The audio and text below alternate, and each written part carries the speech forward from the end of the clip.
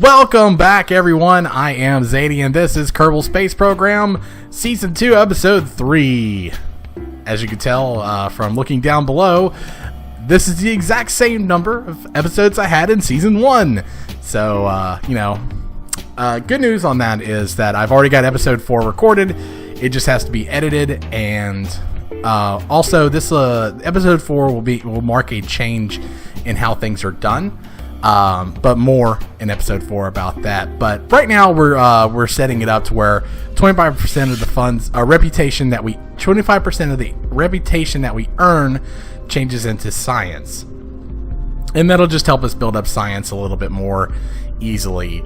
And what we're going to do first, I guess second, now that we've done that, what we're going to do is we're going to go into space and we're going to rescue a Kerbin who is stranded in orbit. Right now we're just changing basically the Orbiter Mark II, which we know goes into orbit, and we're going to be adding a few little tweaks to it, basically some life support, and that's really it. The Orbiter 2, since it does get into orbit and gets into orbit very well with extra fuel left over, we don't have to make too many changes. Now I am going to put some solar panels on this thing to make sure that we don't lose power. Like I said last episode with TAC life support, if you run out of electricity, not only are you just stranded in space, but it uses electricity all the time for running of life support, basically. So if you run out, not only are you stranded, but your Kerbal dies too. So if you were to put yourself in a re-entry orbit to where you're going to come back in, but your power runs out before you can get back into the atmosphere and land, your Kerbin can die of toxicity, which is an interesting little thing. That's why I like TAC life support. It adds just that extra element. Anyway, you can see here where this is the rescue mission we're going to be doing. That is the Kerbin who is stuck in orbit right now. He is in that little capsule, and we're going to go up and get him.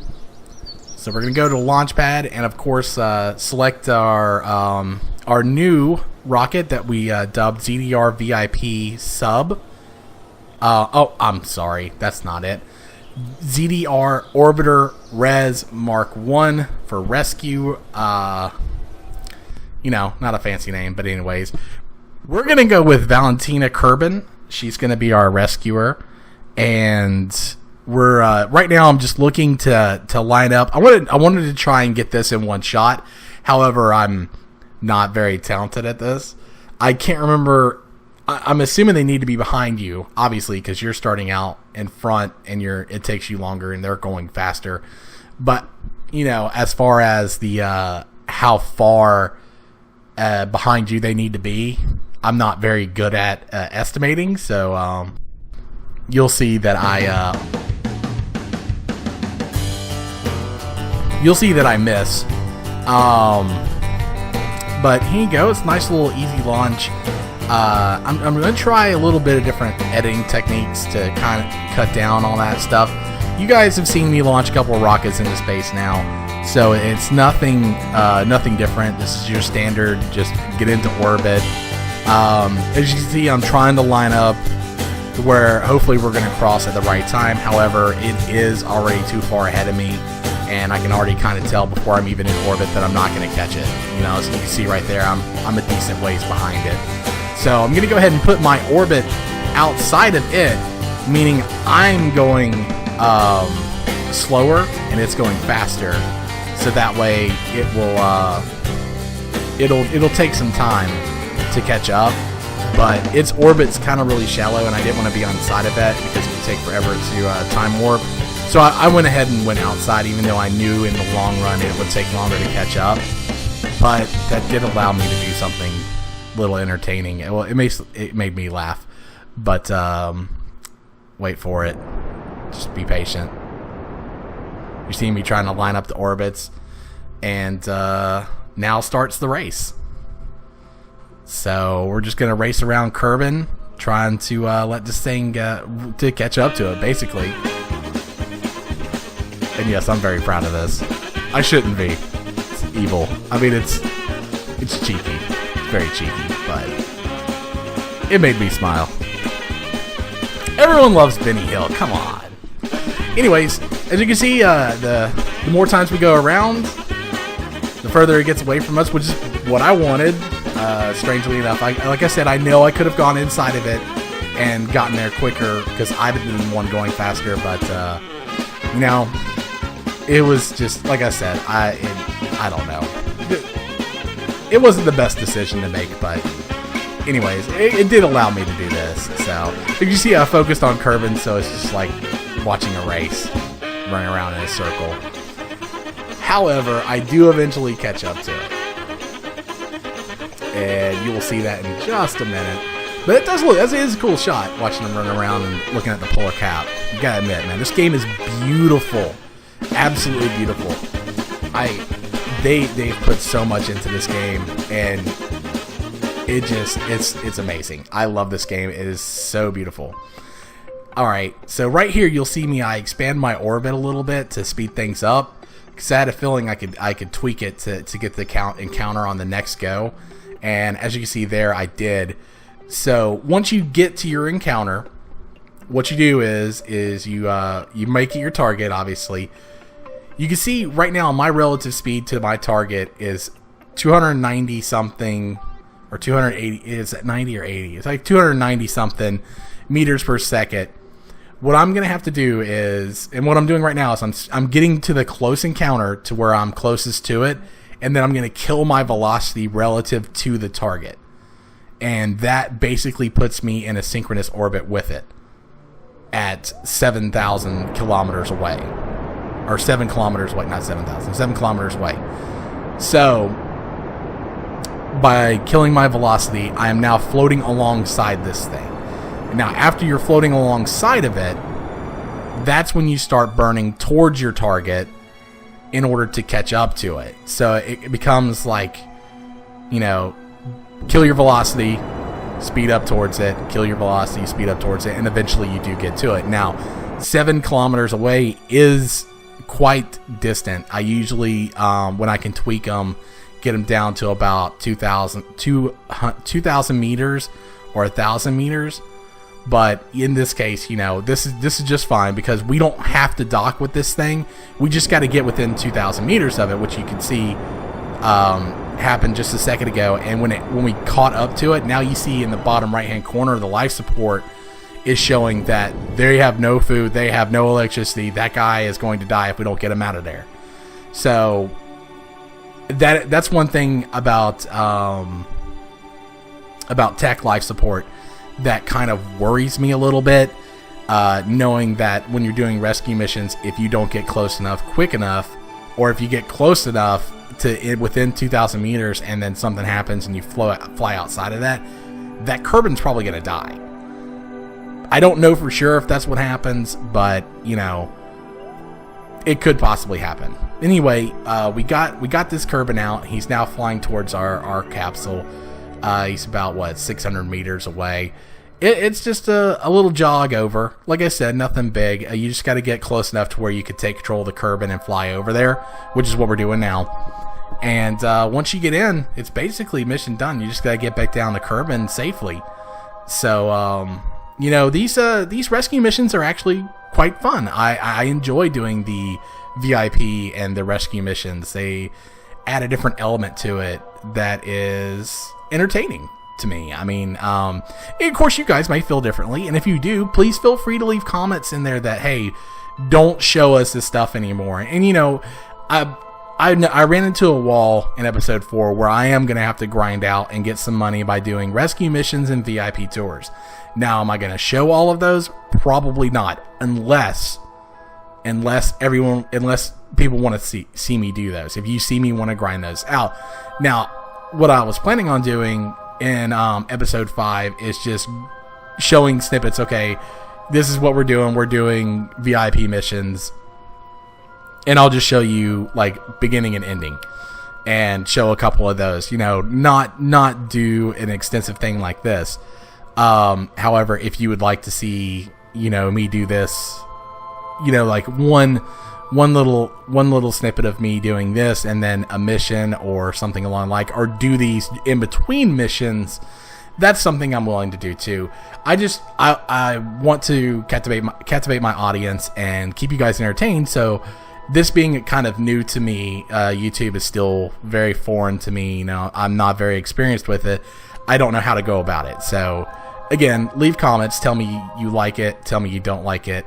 That would help me out, and that would help me give you something better to watch. But right now the plan is just to do it in little clips, kind of like shorter clips. Now you'll see there's an explosion there. No freaking clue what that was. Scared the hell out of me. I thought I'd done botched the whole entire thing and everyone was gonna die. Oh, actually, after watching this playback, I know what it was. It was the solar panel. The solar panel on the right blew up. Sad that it took me to replay to catch that. It boggled me, man. It freaked me out. Anyway, so you see from that, we only got 1.7 science, but that's because of the reputation thing. And we did get some funds for returning parts, but we also got the funds for completing the mission. That was enough science, I think, for us to unlock. We're going to unlock another thing in the tech tree. We're going to unlock the cans, the space exploration one. It gives us another science toy in the barometer. It also gives us a place to store Kerbins, even though it is a bigger part that we really don't have any way of utilizing at this point, but in the future we will. So now what we're going to do is we are going to go to the moon, and we're going to get the rest of the science that we didn't get from the moon the first go round. And we're going to be using the same rocket, the Phoenix class rocket, but this time I'm actually going to put Kerbal Engineer in there in order to help out with the information. So that way I don't have to rely so heavily on the map. I can actually just look at the readout because it's got a little display on the top right. You'll see it. I'll point it out to you when we start to go. But yeah, we're just gonna basically, this is just me correcting my last mistake. I should have been able to grab the information, not the science from it the first go round. However, I didn't. I should have. Also, you'll see that I'm going to add a new stage to this just to give us that insurance that we're going to be able to have enough fuel, because that was the main reason last time we didn't do the science that time. It'd get the both inner and outer. Last time it was because, well, we ran out of fuel. We were running low on fuel, and I didn't want to risk my Kerbins.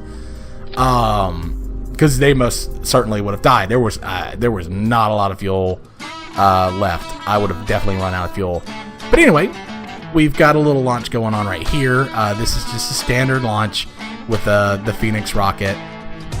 So obviously, it's just going to be your standard launch and everything, and nothing different. I still don't have maneuver nodes. It did take me a while to figure out how to get maneuver nodes. I felt like such a jackass when I figured out why I didn't have them. I thought it was because pilots couldn't do maneuver nodes. I was totally wrong. Anyways, we're just getting into your standard orbit, and as you can see, that stage did give us a little bit more of a boost, so we're not going to use as much fuel getting into orbit around Kerbin. Now, if you noticed, just for a second, I wish I'd have shown it. When you zoom out on Kerbin, when you're not in orbit yet, you can see it'll actually have the blue circle going through the planet. It just shows you where your orbit would go if there was no planet there, basically. But again, here we go. We're just getting the orbit down. Again, when the moon came up over the horizon, we started burning towards it, and we got our encounter with the moon. And we're going to tweak it when we get a little closer, and get it a little closer to the moon. And of course, once we fall in, I believe it's 30,000 meters. I believe is the where you have to be to get the close approach science. As you can see, I should have done this a lot farther out. I would have burned nowhere near as much fuel. but unfortunately I didn't catch it until I was closer. So now I'm having to bring it in, and I'm burning a lot of fuel right here. Even though I'm not going max, I'm still, I'm wasting fuel here because of an early mistake in this mission, which again, I am not the most experienced Kerbal player at all. I'm going to make dumb mistakes like this. I don't sit down and write it all on paper. I don't plan my missions out. I hop on there and I'm like, okay, what are we gonna do today? And that's basically what I do. Now this episode and last week's episode 2, were filmed back to back, so that's why I've got to get this moon stuff done, and that's why I had to do it in this episode. Now, as you can see right here, my burning, that was going to slingshot us, the going around the moon was going to slingshot us out of the Kerbal system. That's how much damn fuel I used. So all I had to do is bring it back in. We're going to go all the way to the Apple apps, and bring us back down to where we're going to be in a close approach to Kerbal. Now, I know what some are probably thinking, just slingshot around the moon to get close like that. I could have. However, it was still pretty far out, and I was trying to get it in there closer. And I did end up burning a lot of fuel, but hell, the moon kept getting in the way. But I still have more than enough. As you can see right here, I'm burning. It's in the top right. You can see I've still got over 2 minutes. It's about to be under 2 minutes of fuel at that just little level, and it's since I'm so far out, it doesn't take a lot of thrust to change your how close how long it takes you to get into Kerbal orbit and change that. And of course, standard process. I don't trust that this rocket will survive, so I'm going to pull. Actually, this one's not designed to survive, so I'm going to pull all the science out real quick. And once that is done, as you can see, my camera got a little crazy there for a little second. Pull science out. This is the close approach. This is aero braking. This is a maneuver that you can do to slow down, since I am going so damn fast after coming from the moon and back in. I aero braked, and as you can see, it really didn't change my orbit all that much. So I lowered it. I lowered it to about 9,000 meters, which that is a heavy brake. And we are coming in hot. Absolutely hot. And I actually warped into the atmosphere again. I still didn't learn my lesson from the last time. And it was still, even at 9,000 meters, was not enough of a brake to bring me into bring me out of orbit. So I had to abruptly disengage everything, because I was going head first and I was going to lose the parachute. You saw the heat down there where the parachute was very high. So I almost botched this mission by doing that. But second time's a charm. We're going a hell of a lot slower. This is just like coming out of normal orbit.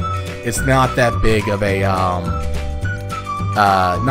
deal coming in this angle. As you can see, I'm going a lot slower. It is definitely going to slow me down enough to come back into the atmosphere and end this mission.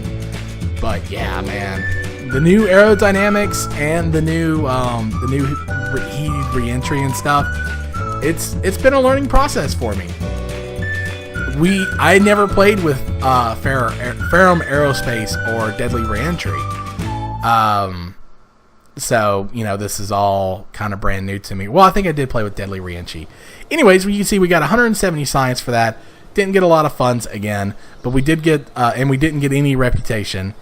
But this does allow us to start unlocking more stuff in the 4th tier of the tech tree, which we're gonna get. We're gonna get the fuel systems to build bigger rockets. That'll be one thing we buy. And, of course, that is the only thing we can buy right now, because we need 90 science in order to unlock the next one. As you can see, I'm at 81.5. Basically, what I'm going to do is I'm going to go out and get just a little bit of science from the science boy, and then I'll be able to come back in here and get the rest of that. But that's going to have to wait until next episode. As always, I appreciate a like, a favorite, a subscription. Please feel free to leave comments down below. I do read them. Until next time, I am Zadian, and this has been Kerbal Space Program.